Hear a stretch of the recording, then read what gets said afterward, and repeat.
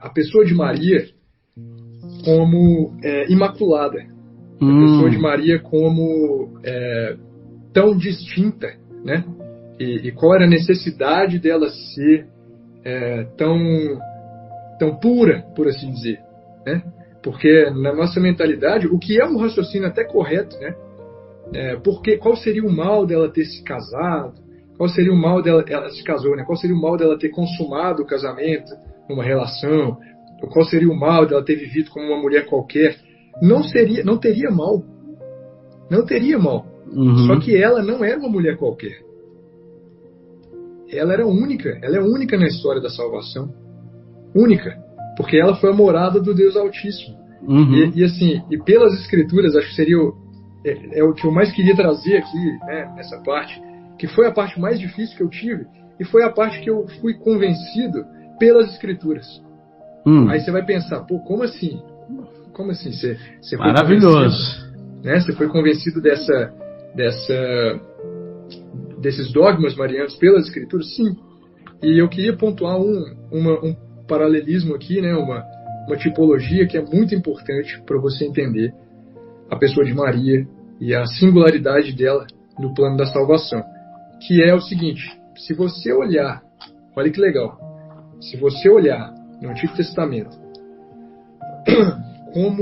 quão específico Deus foi sobre a perfeição de cada detalhe da Arca da Aliança, né? Você vai conferir aí Êxodo 25 até o capítulo 30, por exemplo. Então você tem aqueles longos capítulos maçantes e de detalhes especificando quão perfeito Deus queria que fosse a Arca da Aliança. O material, as dimensões, o formato, né? Sim. Isso como escritura inspirada, né? Sim, sim. Então, ele queria passar ali para Israel tudo que ele queria que tivesse na Arca da Aliança. Inclusive, é um dos textos prova mais fáceis, né, também de você enxergar que Deus nunca mandou não construir imagem. Né? Êxodo 25. Isso Deus, é até engraçado, Deus, né, cara? Deus manda fazer imagens. Deus manda, né? Ele manda colocar os ornamentos ali na Arca da Aliança com querubins, né? Seres celestiais, né? Sim. E era um lugar onde o próprio Deus habitaria.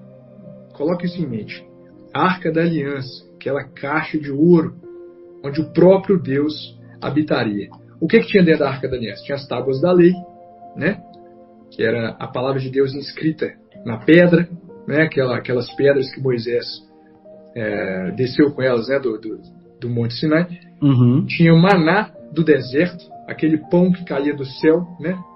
Que enquanto o povo estava peregrinando ali no deserto, o povo de Israel. E tinha a vara de Arão, né? Aquela vara que provou o sumo sacerdote. E que floresceu.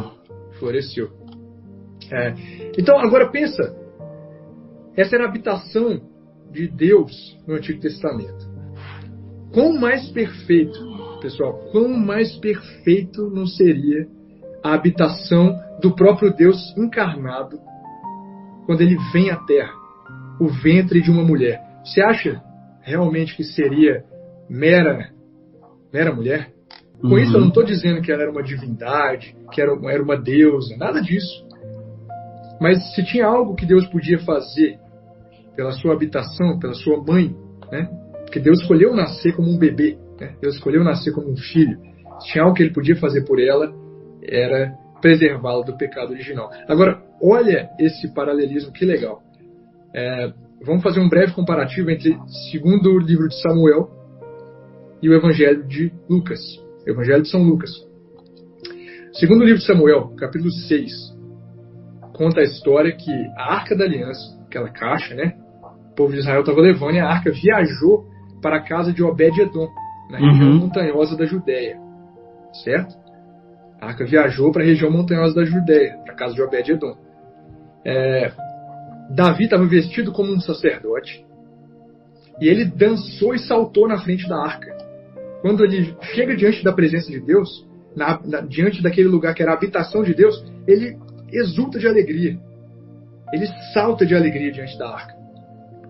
E Davi pergunta uma coisa, ele fala: como pode a arca do Senhor vir a mim?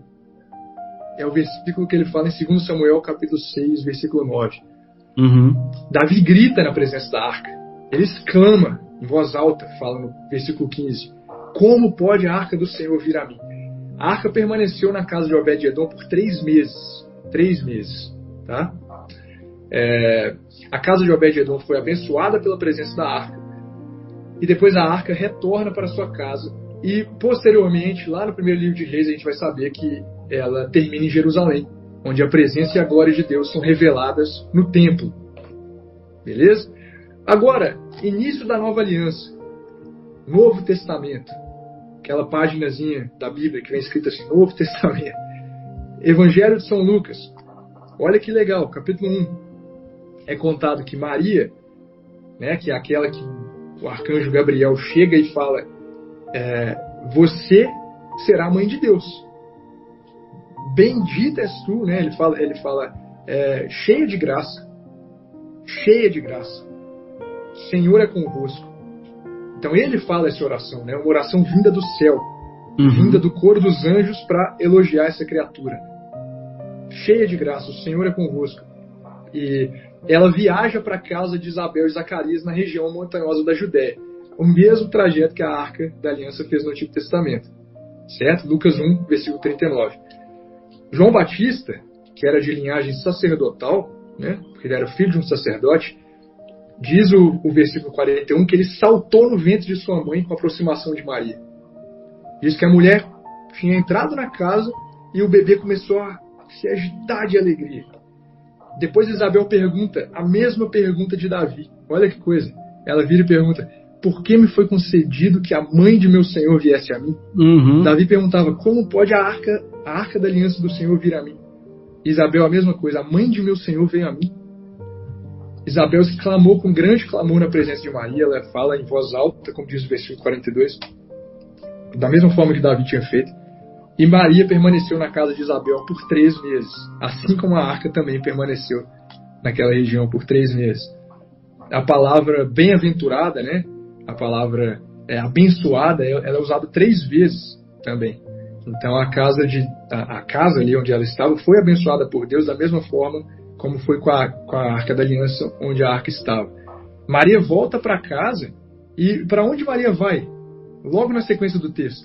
Assim como a arca, o destino final da Arca da Aliança, para Jerusalém, onde ela apresenta o Deus encarnado no templo. E dentro do ventre de Maria, então, por que ela é a Arca da Nova Aliança?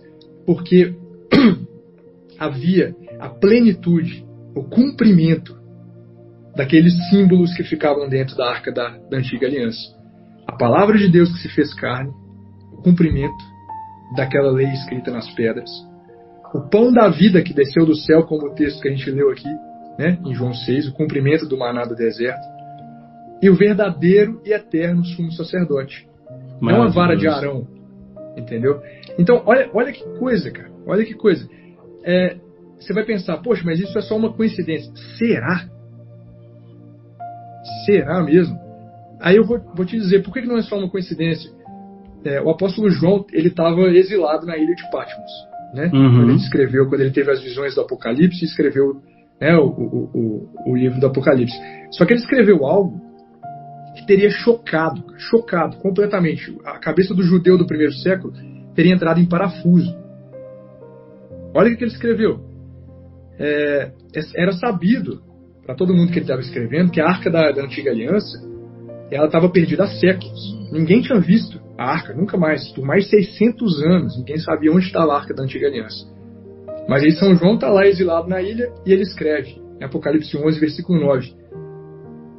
Então o templo de Deus no céu foi aberto e a arca de sua aliança foi vista dentro do seu templo.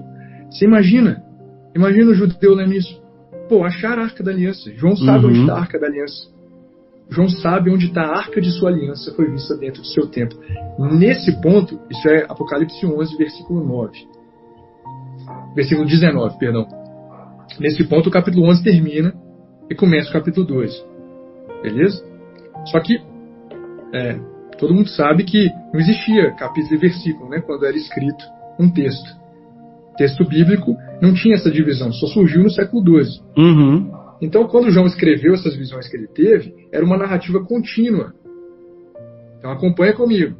O que ele disse imediatamente após ver a Arca da Aliança no céu? E um grande presságio, uma grande visão, um grande sinal apareceu no céu.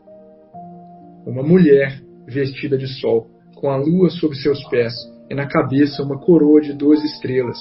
Ela estava grávida. E aí continua o texto, e vai dizer que ela daria à luz ao filho que governaria o mundo com um cetro de ferro, assim como é a profecia messiânica do Salmo 2. Né? Uhum. Então essa mulher, Maria, a Arca da Aliança, da Nova Aliança, revelada por Deus a João. Olha que fantástico. Olha que fantástico. Isso é maravilhoso. O ápice da revelação. E Lucas conhecia muito bem o Antigo Testamento, e ele elaborou sua narrativa sabendo muito bem o que ele queria transmitir.